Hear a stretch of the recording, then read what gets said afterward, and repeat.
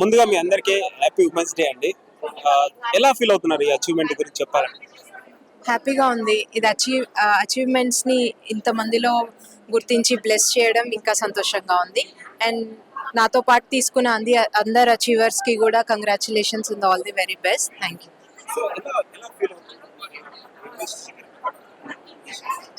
So చాలా మంది మహిళలు కూడా ముందుకు రాకపోవడానికి కూడా చాలా రీజన్స్ చెప్తూ ఉంటారు కదా, ఏం చెప్తారు యాజ్ అ మహిళ? Firstly I don't feel like female less capable అదంతా అని చెప్పేసి, ఎందుకంటే నేను చిన్న ఉన్నప్పటి నుంచి కూడా పెరిగిన వాతావరణం ఇదంతా నాది యాదాద్రి భువనగిరి జిల్లా భువనగిరి. మా ఇంటి బయటకు వెళ్తే గుట్ట కనిపిస్తుంది.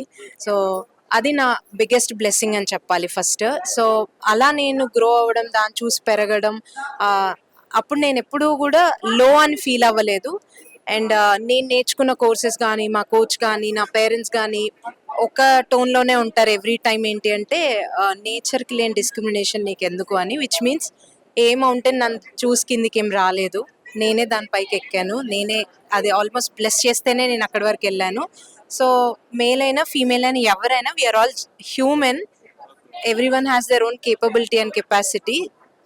ఇలాంటి ప్రోగ్రామ్స్ వల్ల ఏంటి అంటే లైక్ మనం చేసిన అచీవ్మెంట్స్ని గుర్తు చేసుకోవడం, అండ్ దెన్ స్ట్రగుల్స్ని ఇంకొకసారి గుర్తు చేసుకొని ఇంకా మన బాధ్యతలు ఏమున్నాయో అని తెలుసుకోవడం, ఇవన్నీ ఇట్స్ ఎ గ్రేట్ హానర్. మామూలుగా మీ